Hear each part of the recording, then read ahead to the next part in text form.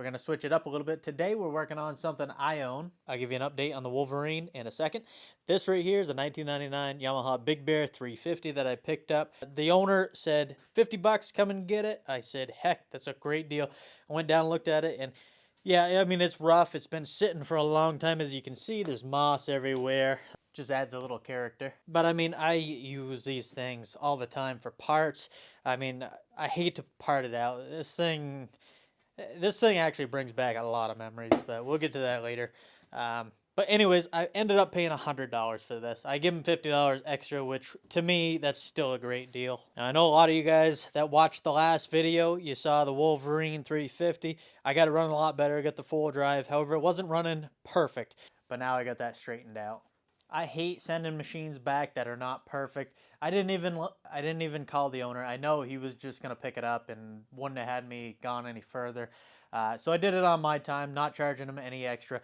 For the front drive shaft, replacing the U-joints, putting the new shaft in, doing the carb, I'm charging for 2 hours of labor. It ended up getting back into the carb, but I wanted to fix a couple things along the way. I actually had a brand new exhaust gasket, so I went ahead and replaced that.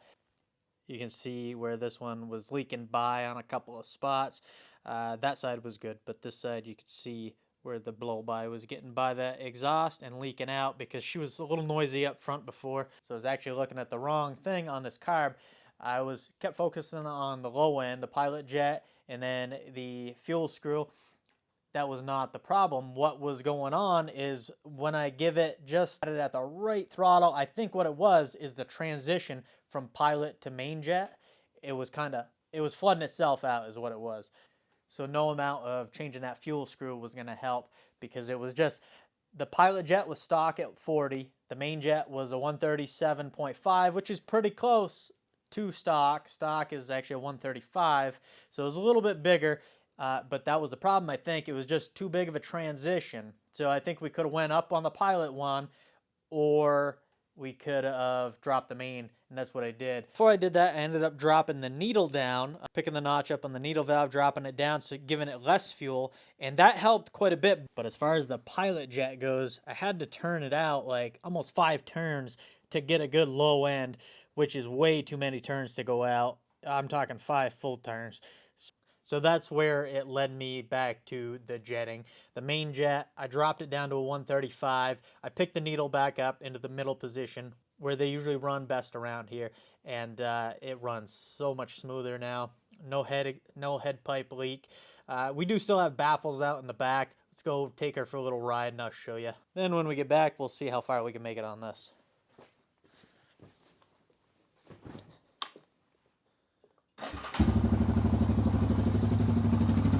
Sitting here idling, it idles good, a little bit of throttle.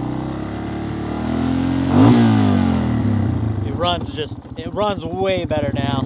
So when we were driving before, I'd probably say right there, we were getting way too much fuel and it was flooding out. Now we can run that all day long.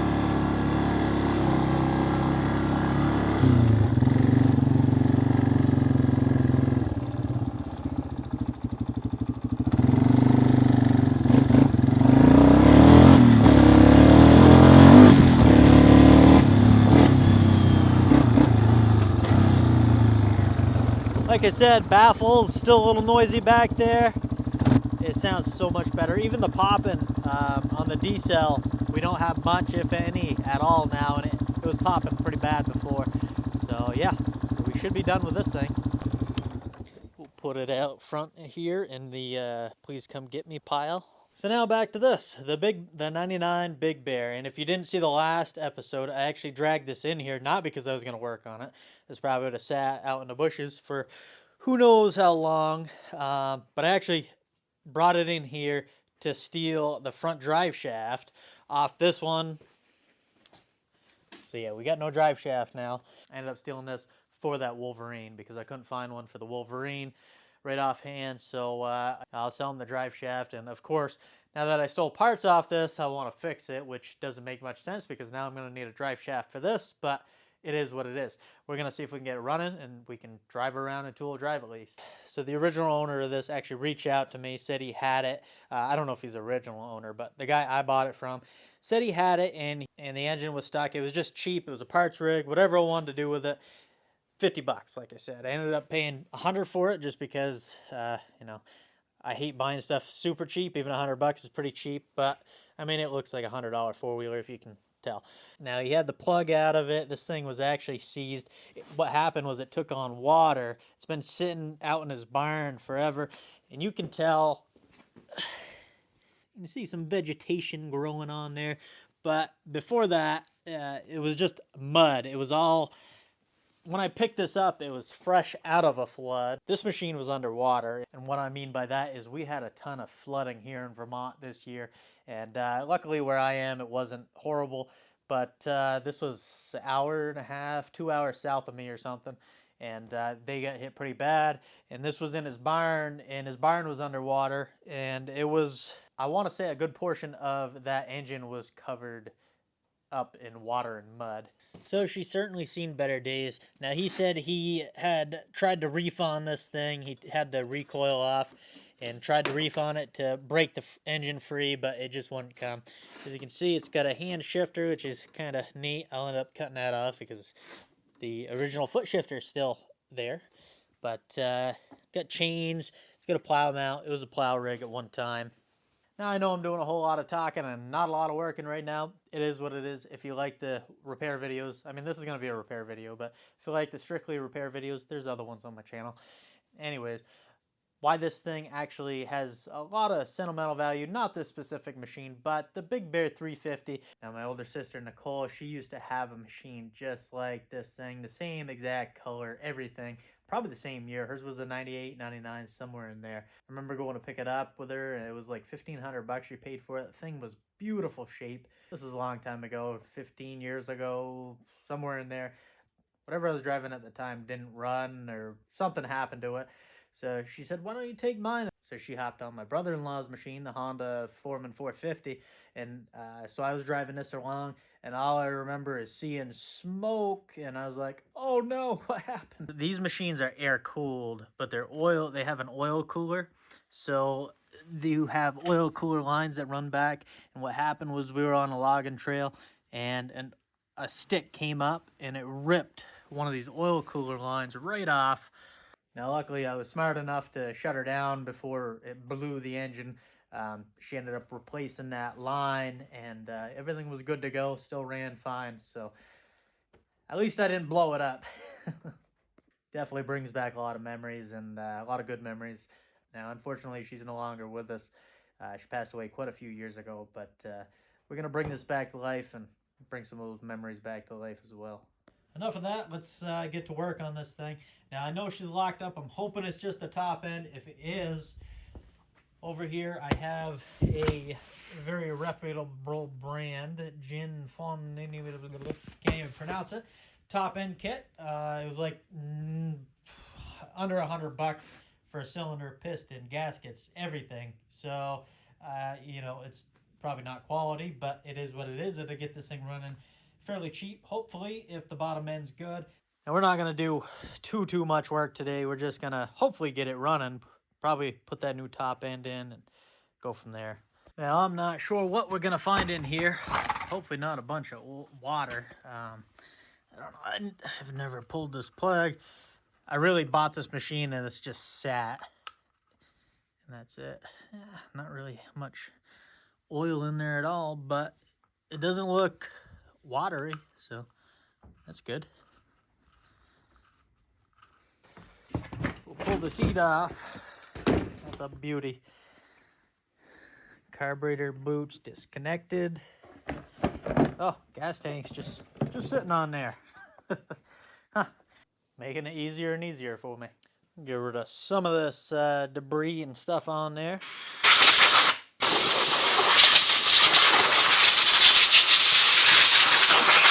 Yeah, I know, we got an open spark plug hole, but I'm not expecting too great stuff in there anyway.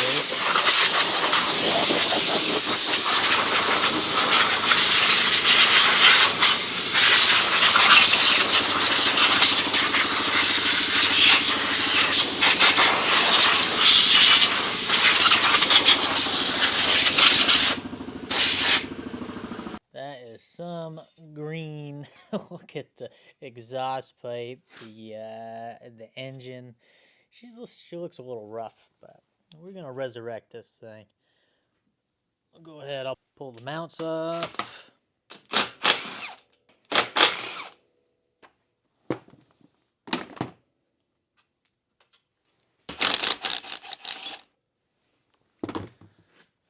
Nice. Pull that out of there. And that one.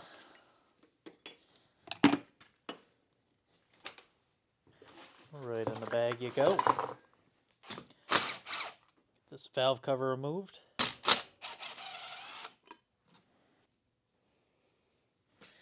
Honestly, it looks pretty clean on the top of that engine as far as the cylinder head goes, so that's good. We'll go ahead and put that back on just so we don't get a bunch of crap in there. We're going to pull the exhaust head pipe off. These head bolts are coming out amazingly easy. Or nuts, I mean, they have studs, but wow.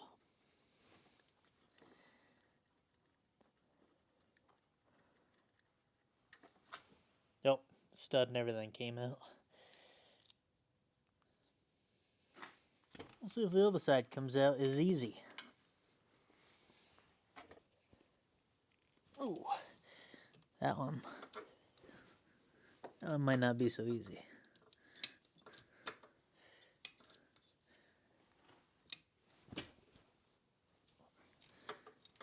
No, got a 6-sided on that, and it's still stripped out. I just had to say something about the other one coming out so easy. Well, we'll do a little heating, and I'll see if I can shove a 3/8 on there.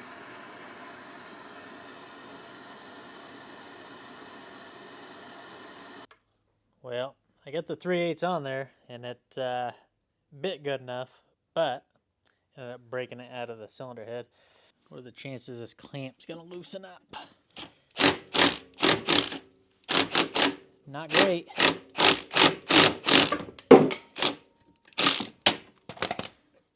Just busted it.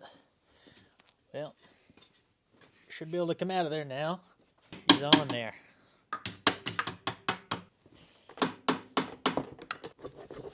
Got her turning. Oh, there we go.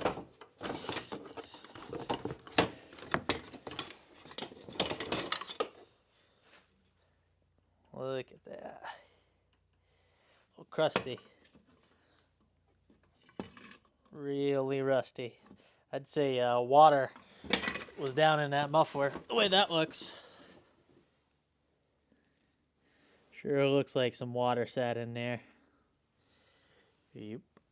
And it might be worse than I'm thinking, because if it came down that exhaust, not only is it going to be the cylinder that's froze up, but the cylinder head is going to be froze up too, because if the first thing it's going to go in is that exhaust valve, if that's froze up, I mean, I could try to loosen it up and see what I can do, but I do not have another cylinder head for this. Well, I probably do, but I don't have a new one or anything.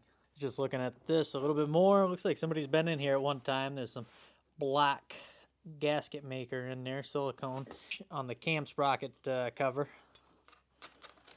Yeah, well, we'll just start. We'll get the exhaust off, we'll get the carb off next. Oh man, these rubber hoses, supposed to be flexible. This thing is pretty stiff.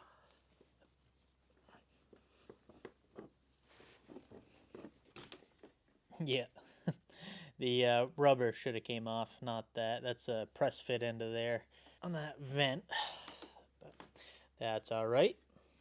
Well, I certainly like to get this thing running today, you know, with $100 top end and send it. But the more I'm looking, the more I don't know. This video will go up either way, whether she's running or not. This thing will be running one of these days, no doubt about it. But is it going to be running during this video? You guys will find out. Going to pull this carb off. Looks like we don't have a throttle cable, but I should have something kicking around. Technically, I don't really need that to run it. What do we got right here? Is that our throttle cable running up to here? Is this how they... Looks like they were running it like that. I can't say anything. I definitely have done that when I was younger too. That is definitely something I would have done. Might keep it like that. This is the carburetor. A little bit of junk in there. That is on the intake side. Little crusties. We'll loosen the timing chain tensioner. First, I'll crack this open. That way we'll be able to. That is the spring part, the tensioner. And then we'll go ahead and remove it.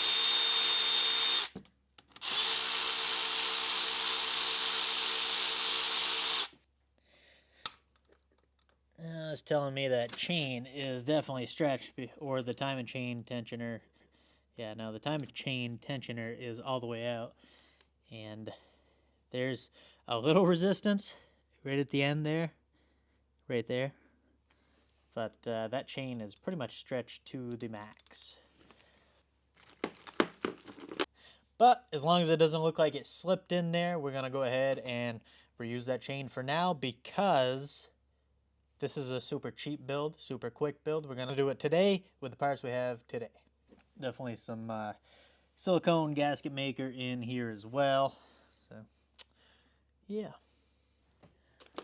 Pull the cover.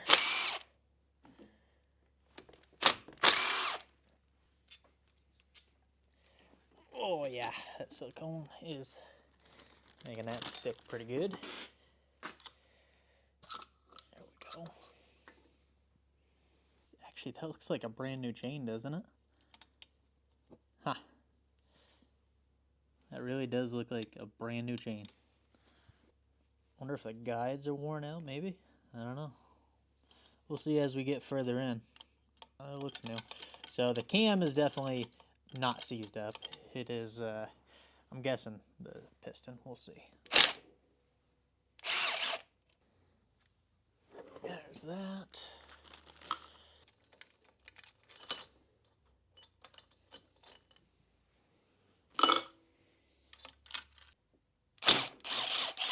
There's one. And the other one.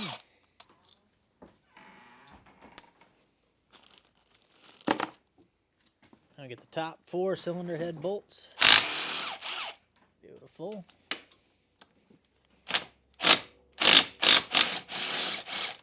Nice. Even better. And perfect. All 4. These, I know some of them are going to be a little tricky. They're awfully long. Definitely some rust down in those threads.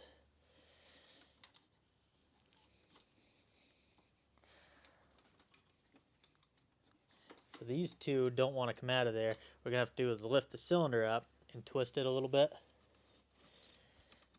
to be able to get those two out. I'm going to get this out of the corner, move it over to the middle so I can get a little better light in here. That's better.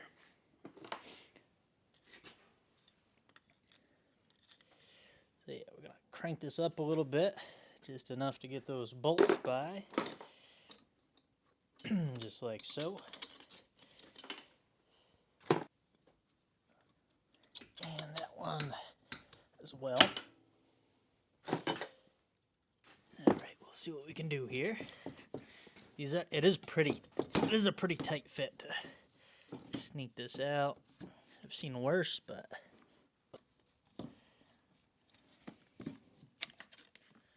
okay. Now this cylinder head can come off. Ooh, that's rough. That is rough. We've got all kinds of oil down in the cylinder that you know, between me and the last guy put down it.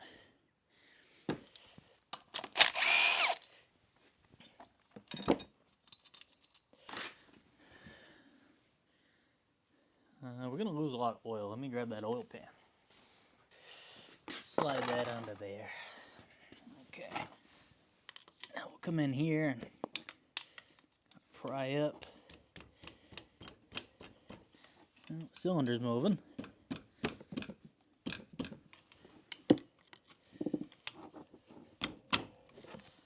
We'll see if we can.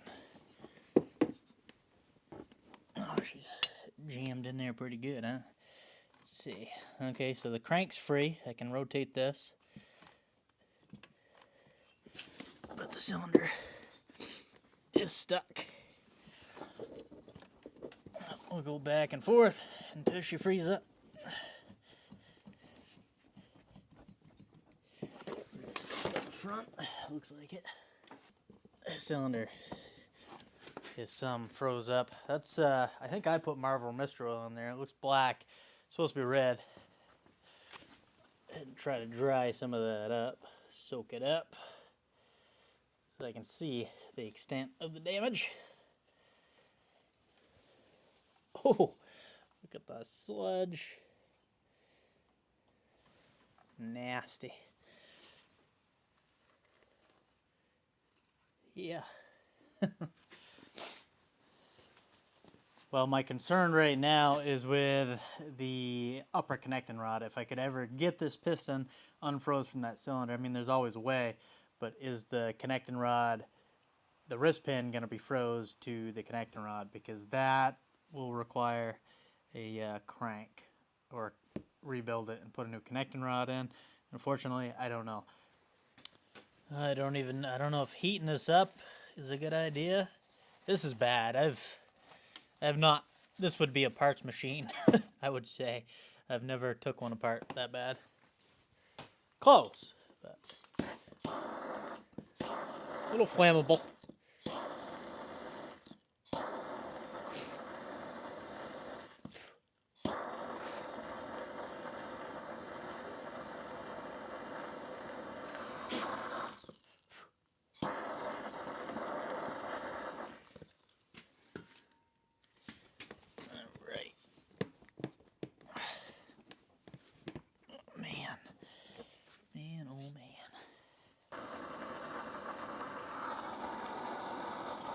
These vents out of the way so we don't charcoal those.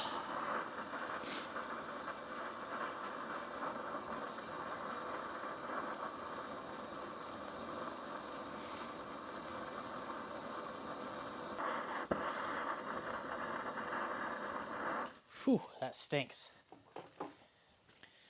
Get some light oil in there. Froze right up.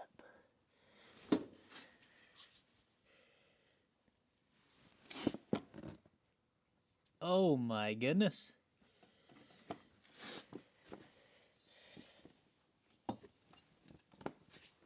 Now, I'm not saying I'm giving up on this thing, but check this out. So remember how I was concerned with the wrist pin pushing through there and the top of this being bad? I'm no longer concerned with that. See, you can look at the connecting rod from up here. This little bend, that should not be there. That should be perfectly straight. Oh, wow. Look at that.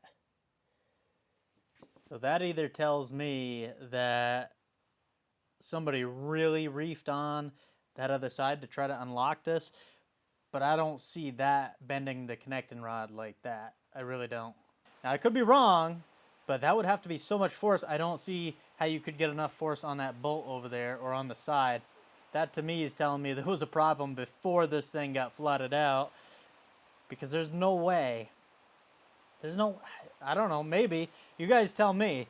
I don't think anybody could bend that connecting rod like that by putting a bar on the other side. I mean, I tried to put a pry bar in here and get it spinning myself, but as you can see, I didn't damage this much. Nobody else damaged it too much. To get that kind of leverage, to bend that connecting rod like that would be an insane amount of force. But yeah, maybe I did overpay on this one. I'm kidding, $100 is still cheap. There's a lot of good parts on this. Just that front drive shaft I used for that Wolverine was $100 right there. So unfortunately, that crank's gonna have to be rebuilt on this thing. So I don't have a crank right now. I don't have a connecting rod. So it looks like we're coming to a halt here. I only had a little bit of time this afternoon to work on this thing while I waited for some parts for some other rigs, but coming soon. We get this Sportsman 500, rebuilding the engine on that, waiting for a few gaskets. Now, it's not the end of that Big Bear. I am going to get this thing running when I get some more spare time, and she's going to need a lot of work, but I'll make it happen. You guys like Hondas, we're gonna have a lot of Honda repairs coming through. I have some Honda Rincons, some Honda Foreman, an old Honda 300 4-tracks, so stay tuned. Hope you guys enjoyed the video. I know, a little disappointing we didn't hear this thing run. I really thought I'd just be able to slap a piston cylinder in this thing and call it a day. That's how it always goes. You hope for the best, but expect the worst. I'll see you on the next repair.